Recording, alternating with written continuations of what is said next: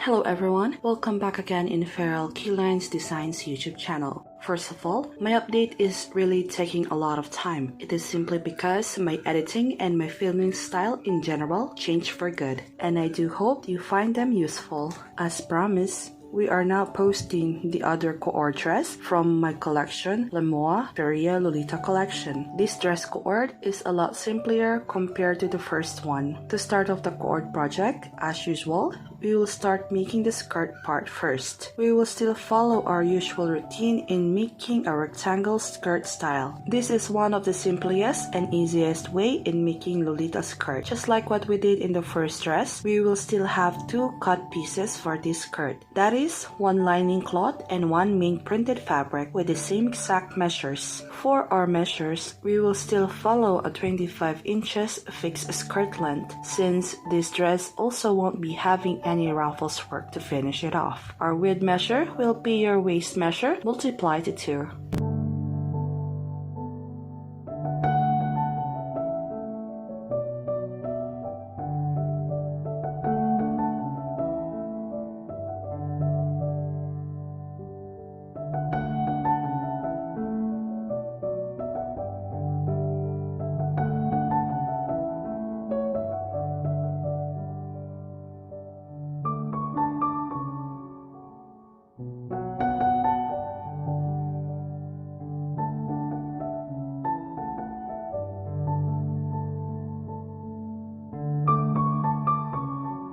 Lay the two cloth pieces together and then proceed to flat stitch all the sides of the rectangle piece. Make sure that the two pieces are evenly fitted and perfectly flat before you start the sewing. You can also use pins and basting stitch in this step to make your process easier.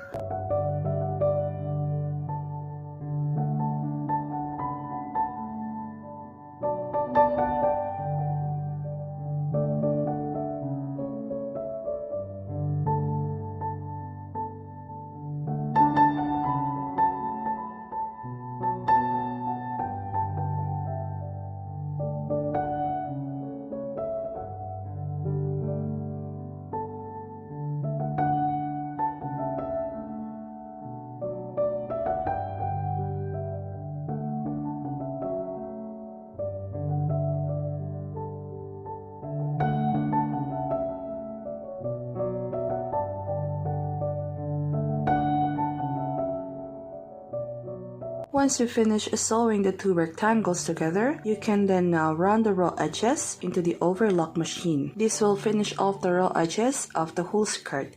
After all the sides of the skirt is done, we can then now start gathering the skirt. We will start off by loosely gathering the skirt, and when you finally finish this step, you will need to locate the center point of the whole skirt. From the center point of your skirt, you will need to at least mark 15 inches on both sides. From those markings, we will then now regather it to fit more perfectly. The back side of the skirt will be loosely gathered, so it can expand when we sew them onto the elastic casings later on, while the front tight gathered part will simply lay flat in front of the bodice.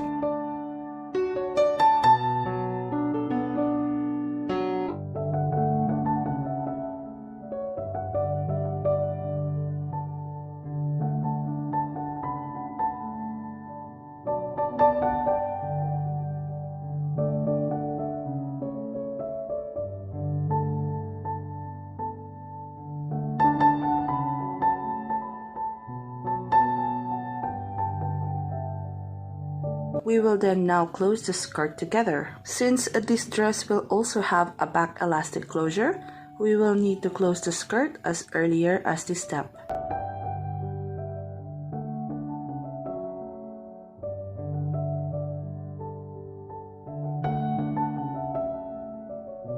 After that, we can now work on the bodice part of this project. The bodice making of this project is as easy as we made the skirt. Again, you will need one lining cloth and one printed fabric with the same exact measure. Our bust measure in this process will be lessened by 5 inches.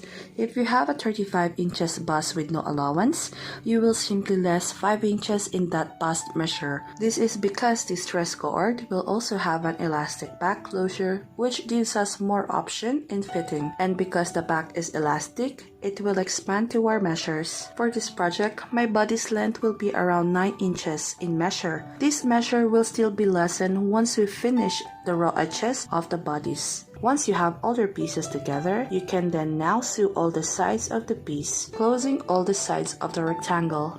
I'm sewing as close as possible to the edge in this step because I simply wanted to use the cloth wisely. After this step, we can then now cut all the excess materials in your bodice.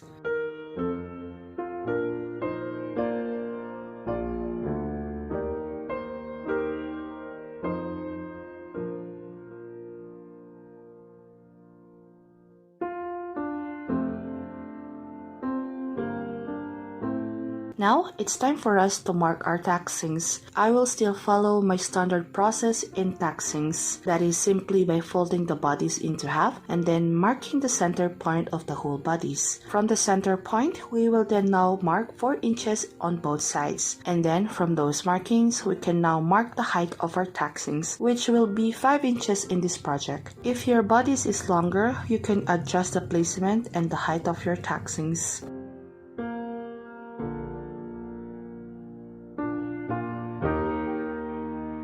After all your markings are done, you can then now proceed to sew those markings in place.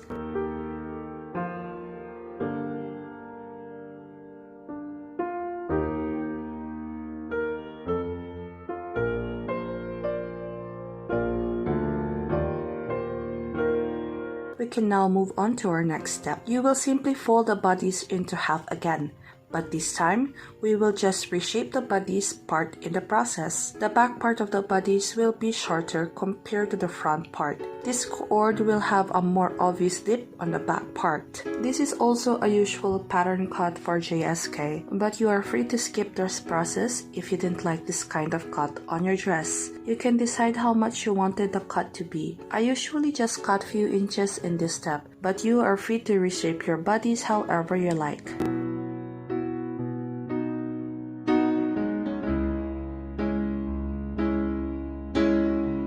After you cut the shape you wanted, you will then now flat stitch all the raw sides where you cut earlier. Then after that, you will finish this step by running those raw sides into the overlock machine. Let's move on to our next step. Our next step is simply mark where we will be sewing our designs. This front bodice will have a simple crisscross thick black ribbon design. Again, the design of this second dress is a lot simpler compared to the first dress. I simply mark half an inch from the taxing place, and then I continue to mark a straight line from that marking. This will make the sewing of the ribbons designs easier and faster. Once your markings are done, you can then now pin the black ribbons in place. You can do this step however you like, but my way of sewing this process is simple and fast. I pin the ribbon in place to secure the design, and so they won't move or shift when I sew them down. I continue to pin the ribbons in place how I see them fitting. You can also mark the placements of your ribbons if you like, but I simply do this freehand. I wanted to have the freedom how much I wanted the crisscross to look, and I can say that I'm pretty much satisfied with it.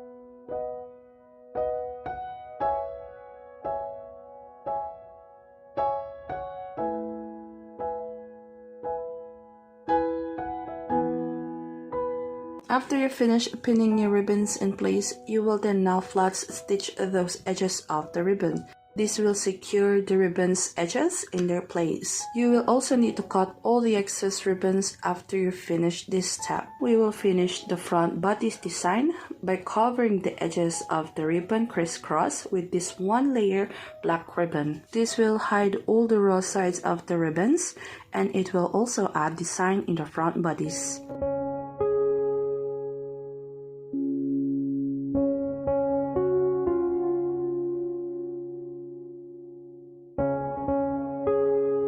Now that the top bodice design is done, we will then now run the bodice into the overlock machine. This will clean all the raw edges of the bodice. Our final step is folding all those done edges by half an inch and then simply flat stitching down in place.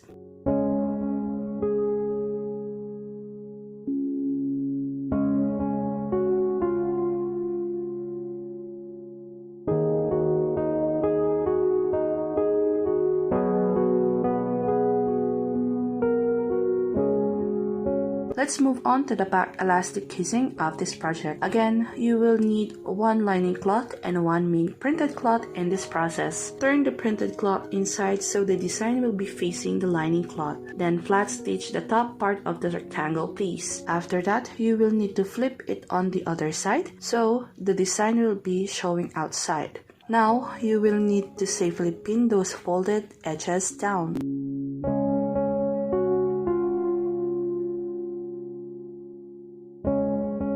I also match the length of the back casing to the sides of the edge of the bodice where we will sew the casing on, just to be sure that the casing and the back part of the bodice will be matching evenly. After this step, we can then now cut all the excess materials.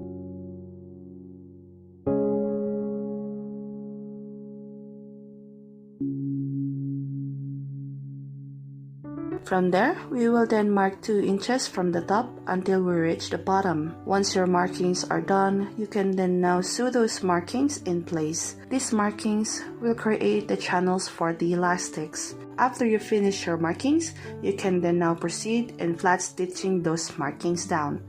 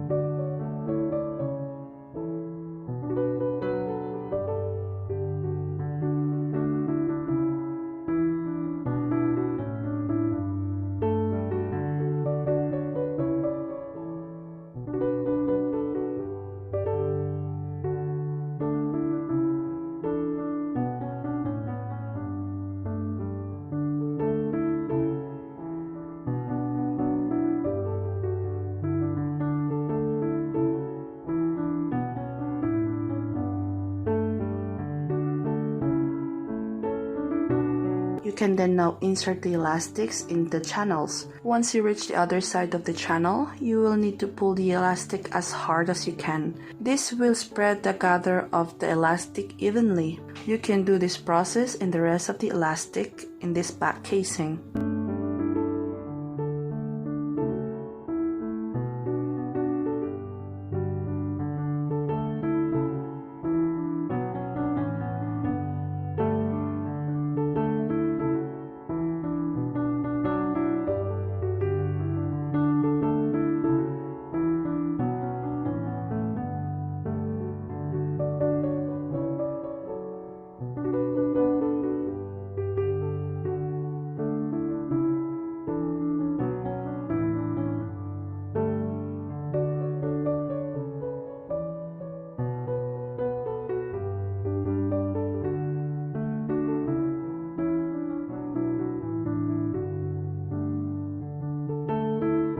Now, it's time to attach the casing cover to the main bodice. Before you sew the two pieces together, you will need to pull away the frills from the edge of the back casing, so the edges of the casings will be flat, and attaching it into the bodice will be easier and simpler.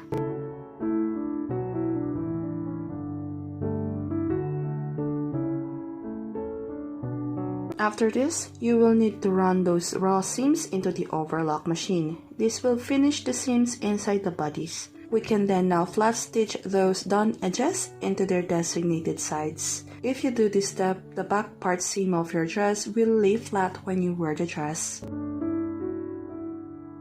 We can now finally attach the top bodice to the skirt. Just like how I did it in the first dress, I will start sewing this process from the non-elastic part of the bodice. Once I finally reach the elastic back closure, I will pull back the closure as hard as I can. Then I will let the machine do the sewing. Once the bodies are finally attached to the skirt, you can then now check the seams for attachment. This is where you will need to check any puckering or uneven seam stitch. If you find any, you can simply fix those mistakes here. And if you don't find any mistakes, we will simply run the bodice and the skirt together for another flat stitch. This will secure the attachment of the skirt and the bodice sturdier even more.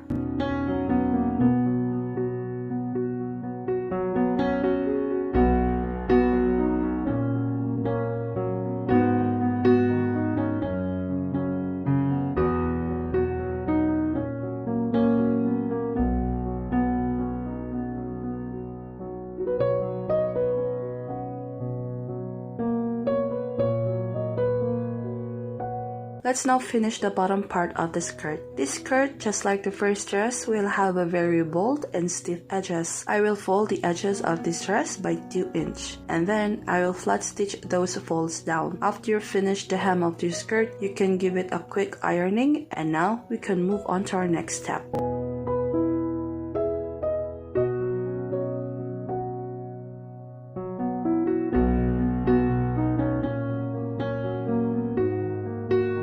It's now time to make the strap of this dress. My strap length is around 11 inches for this project. I added few inches allowance just in case that I will need to readjust the placements of my straps. You will still need a lining cloth and one printed fabric with the same exact measure. Sew all the edges of the 2 pieces together. I'm sewing as close as possible to the edge.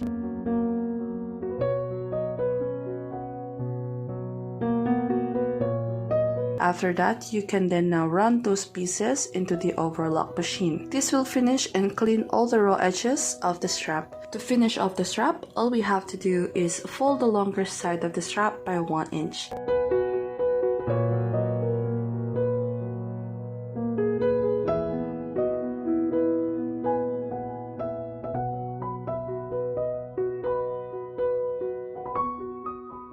After this, you will need to run the shorter ends of the strap into the overlock machine. You can then now sew the strap in its place. I've already marked the placements of my straps where I wanted the straps to be, which are not shown in the video. You can then now proceed in sewing those straps in place. Once you finish attaching the straps in place, you can check all the seams one final time. Now, I can finally say that our project is done. I'm super in love with this collection. I really enjoy working on this project, which makes me feel fulfilled and in love altogether. I do hope that I can find another printed fabric as lovely as this one. But since I still have few printed fabrics in my closet, I guess I will have to finish those cloths first. Still, I'm very happy to finally be able to finish this project. I hope that you enjoyed this video tutorial, and I will see you guys really soon. Don't forget to click the subscribe button, and if you wanted to be updated with our latest projects and contents, then don't forget to click the bell notification button. See you guys next week, and happy sewing everyone.